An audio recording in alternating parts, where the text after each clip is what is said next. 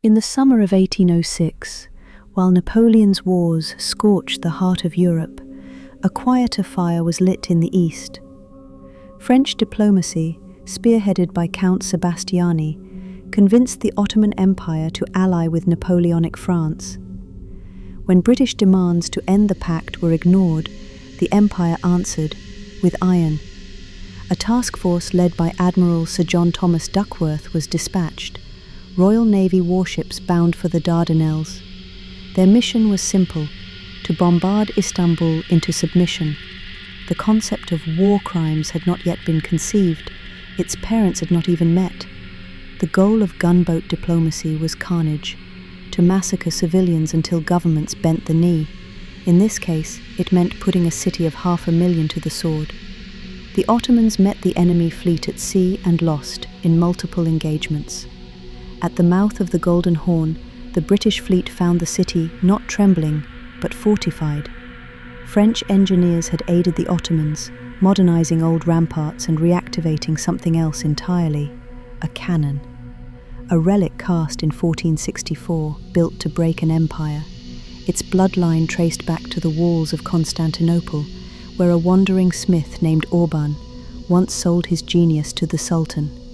When one of its shots tore through a British vessel, killing 28, the fleet balked. The dream of bombarding the capital into submission died in that instant. The Admiralty resorted to raids and coastal pillaging, but Istanbul stood unmolested, guarded by the echo of its own historical doom from centuries past. This is the story of that gun, and its echo in history.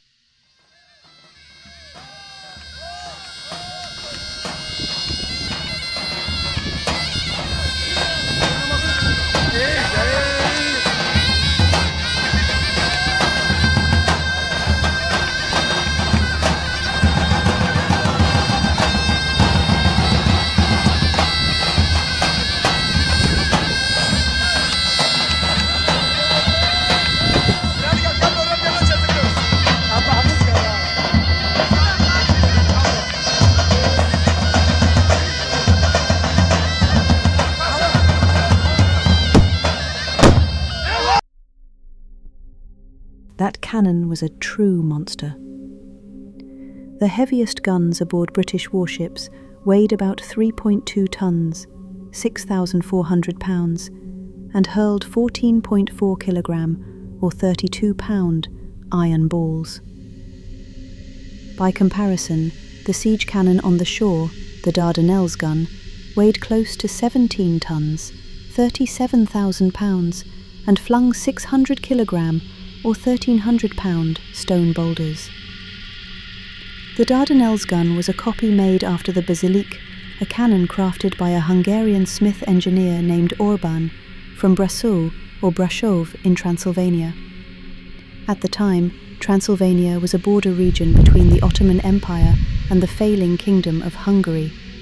Transylvania was run by the Hunyadis, a legendary family of noblemen who used the wealth granted by their fief to go on the offensive against the Turks, doing so with their private army, independent of the crown. This chaos forced craftsmen like Orbán out of Transylvania, ending with Orbán settling in Constantinople, where he offered to build an artillery piece for the Byzantine Emperor Constantine XI, who could neither afford his price nor provide the materials needed. As a result, the smith offered his skills to the Ottomans in hopes of getting funding for his project, claiming his artillery piece could bring down the walls of Babylon itself. Sultan Mehmed II, the conqueror, was willing to support him. The resulting siege instrument was so massive it took 70 oxen and 300 men to move it. To make transport possible, the cannon was designed in modular sections that could be screwed together. It was so large, so violent in function, that it became a hazard to its own crew. The temperature changes from firing the cannon were an issue. The thermal expansion and contraction caused the bronze to start to crack, requiring oil-soaked rugs to be stuffed inside the cannon after each firing to slow the cooling.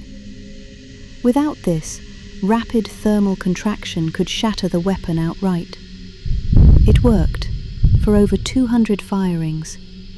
Befitting a weapon seemingly ripped from Warhammer 40k rather than real history, the shockwave and recoil routinely killed members of its own crew.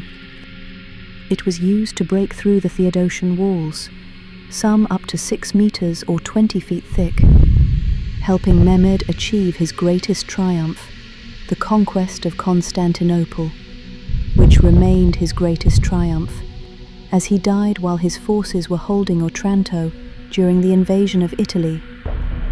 At the end of the day, this cannon arguably was the most successful piece of super-heavy artillery in history. Not only did it and its copies help rewrite history by breaking Constantinople, they also made historic contributions 400 years later when they protected the same city. At that time, naval engagements were much slower and fought at closer distances than today, meaning that the glacially slow firing rate of the Dardanelles gun was less of an issue. Ships could hardly be hit at all by such a smoothbore, unless they were confined to the narrow strait, which forced them on a close-distance predictable path. Still, an explanation is due as to why the encounter scared the daylight out of the seamen of the world's strongest navy. Even misses from the huge siege piece would inspire respect. The usual cannonball, when it missed, created splashes a few meters high, enough to spray the open deck. But when the boulder fired by that monster hit the water, it created a plume of water tall enough to drench the lookout standing in the crow's nest at the top of the mast. Due to sheer impact, when it struck a ship broadside, the thing created a cone of flying fragments from shattered timbers. We are talking sharpened pieces of oak, flying at a significant fraction of the speed of sound, known to nail sailors to the deck. For a weapon of this power when hitting the largest ships of the English fleet on the side, the area of devastation was a cone with a base nearly 30 meters, or 98 feet, wide. Worse, if the projectile entered from the bow or the stern, it stood a decent chance of turning an entire deck into a charnel house. That didn't happen. No one in the fleet was interested in finding out what the era's equivalent of a nuclear cruise missile would do to a warship, and so the English sailed away. 200 years passed. Another engineer embraced a similar path, building an enormous multi-segment cannon that tested the limits of the material science of his age in pursuit of his dreams. So let's talk about HARP. Not HARP, the conspiracy theorist nonsense. I mean the real deal, the one that actually did devolve into a conspiracy, culminating in the assassination of its project leader. Gerald Vincent Bull was born in 1928 as one of 10 children, into a family where the sole breadwinner was his father, working as a lawyer. During his middle and high school years, he developed a minor interest in model aircraft building. At 16, he applied to study aeronautical engineering at Queen's University in Ontario, and by all metrics was considered an absolute average student. Despite his academic performance, after graduating, he managed to get accepted into the University of Toronto's Institute of Aerodynamics, based on his enthusiasm and energy. There, he worked on building a so-called blowdown supersonic wind tunnel for the institute, which also became the basis for his master's thesis. While on a PhD researcher's salary, he joined the still-new Canadian Armament and Research Development Establishment, CARDE, in 1950, to work on the Velvet Glove air-to-air missile project. There was one issue. Funding was insufficient for building the wind tunnels needed to test rockets moving through high-speed air. He was advised to pursue shooting aerodynamic models out of cannons for experiments instead, as a lower-cost option. This cemented his career path for the rest of his life. Not only did this method work, it worked well enough to put objects into space, temporarily. The follow-on project, HARP, the High Altitude Research Project, was Bull's brainchild. It was a joint venture by the United States Department of Defense and Canada's Department of National Defense. The project ran under the aegis of McGill University's Space Research Institute. At the start, it was provided with funding and two 16-inch or 406mm gun barrels, along with mounting hardware, cranes and radar. Its goal: to place payloads into low Earth orbit. The main site for the project was on the then British colony of Barbados, with some testing at High Water Range, a site previously purchased by Bull with his own money for earlier gun-based work, and a few tests at Yuma Proving Grounds, one of the largest artillery ranges in the world. The problem with placing stuff in space is that gravity doesn't work like in Marvel movies. Stuff doesn't stay up because you're in space and there's no gravity. Because there is gravity in space. If you shoot something straight up, it either falls down, or if it goes absurdly fast, it goes away in a straight line, after long enough time even leaving the solar system. Things stay in space if they move fast enough horizontally to orbit Earth. Orbit is just a fancy Latin expression for path, referring to the object moving on a circular path around Earth. Low Earth orbit simply means that it's low, only a few hundred kilometers up, and that it's around Earth, not Mars. If we spend a minute or two considering it, anyone can understand how that works. If you shoot a gun parallel to the ground, gravity drags the bullet down and it hits the ground. If you have a gun that shoots faster, then the projectile will go farther before it hits the ground. However, Earth isn't a flat plane. Earth is a spherical planet. So if we shoot fast enough, the bullet never reaches the ground, since the surface of the sphere curves away beneath it. To accomplish never falling down, staying in space this way, the projectile needs to move really fast, which is a problem. As a rule of thumb, chemical rockets cannot go much faster than the speed at which exhaust leaves them. A decent guesstimate of what they can do is about 1.6 times the speed of their exhaust. Exhaust speed depends on how fast molecules in the exhaust gas move, which again sounds fancy, but it's simple to grasp so long as your high school physics teacher didn't fail at his job. Temperature is basically the average momentum of the particles making up the object, in this case, gas molecules. Also known as how much oomph a randomly chosen gas molecule has. To have the same whack, lighter gas molecules need to move faster than heavier ones.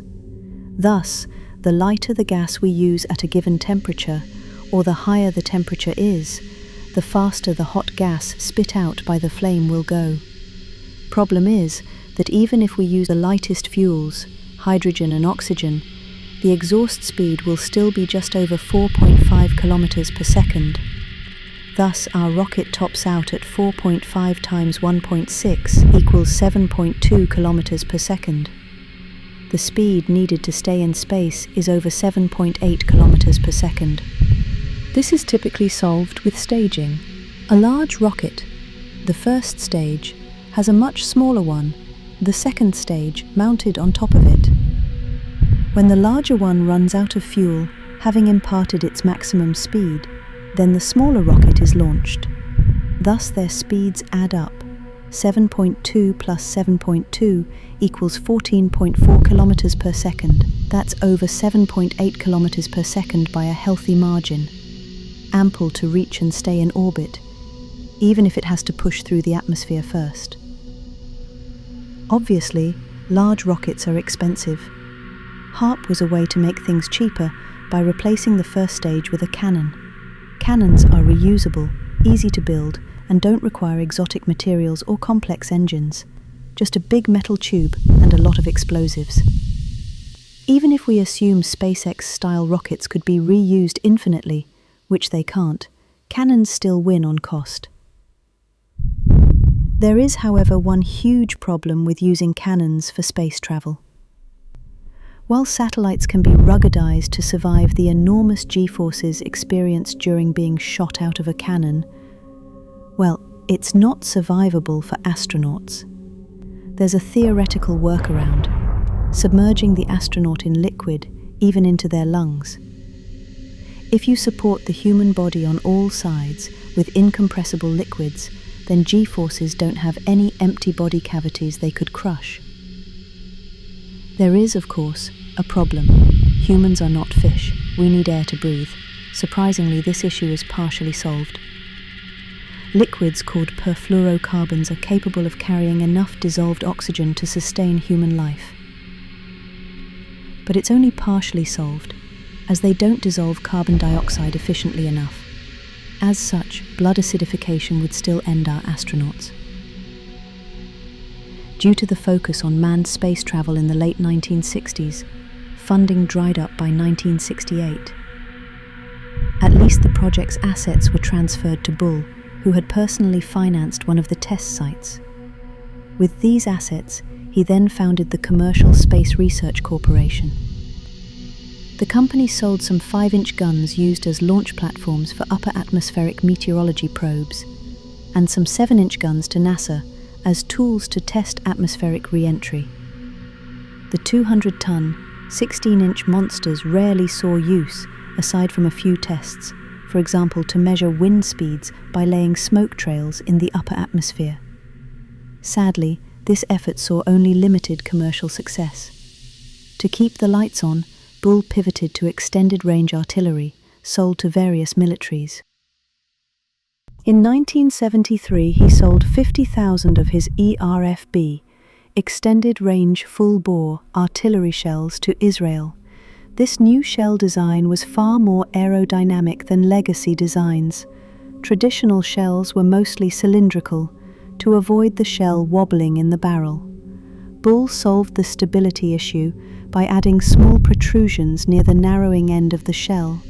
Range was extended even further, not only by shaping the shell to be more slick, but also by adding slow-burning compound on the back, creating a so-called base bleed, which fills the wake of the shell to reduce drag further. His new shells nearly doubled the range of existing Israeli artillery, allowing them to outrange Lebanon's rocket systems and giving Israel a potent counter-battery option. Due to American support for Israel, Bull was granted U.S. citizenship by an act of Congress as a reward for his work. Emboldened, he sold his GC-45 howitzer and 30,000 shells to apartheid-era South Africa, which was at war with Angolan insurgents backed by Cuba and the USSR, also known as communists. Those insurgents had BM-21 Grad rocket systems with up to 30 kilometers of range, far beyond what South Africa's legacy cannons could match. That's where Bull came in. He had designed an extended barrel cannon based on the American M109 155/39 howitzer. This design, the GC-45, became the basis for South Africa's G5 howitzer, which could hit targets 40 kilometers away with Bull's shells. Despite being on the same Cold War side as the United States, South Africa was under sanctions. When the arms deals were uncovered, Bull was sentenced to 6 months in prison in 1980. Bull's career stalled, but not for long. After his release, he moved to Belgium, likely to work with European arms manufacturers such as Poudrerie Réunie de Belgique. And then, in 1988, he found a sponsor who could finally fund his dream of shooting satellites into orbit. Unfortunately, that sponsor was Saddam Hussein, the dictator of Iraq. Work progressed on Project Babylon, a massive fixed artillery piece dug into a hillside with the goal of launching orbital payloads. Early tests with a smaller prototype, 46 meters long, were promising. The full-scale gun was to be 150 meters long and weigh 2,100 tons, a monster built in screw-together sections like Orbán's cannons centuries earlier. If completed, it could have put payloads of over 2,000 kilograms into orbit. The project was never finished. On March 22, 1990, Gerald Bull was shot 5 times outside his Brussels apartment. He died shortly after. The most likely culprit? Israel's Mossad. Cuba and Angola had no reach. The Soviet Union was collapsing, and though Bull's cannon was vulnerable to airstrikes, couldn't be aimed, and was less militarily effective than Iraq's Scud missiles, it was still deemed too dangerous. It made Bull a target. After his death, all undelivered cannon segments were seized, and those delivered were destroyed after the Gulf War. And so ended the dream of using superguns for peaceful goals. We might be living in a very different world if only one genius hadn't had to fund his passion for space by working as a mercenary engineer.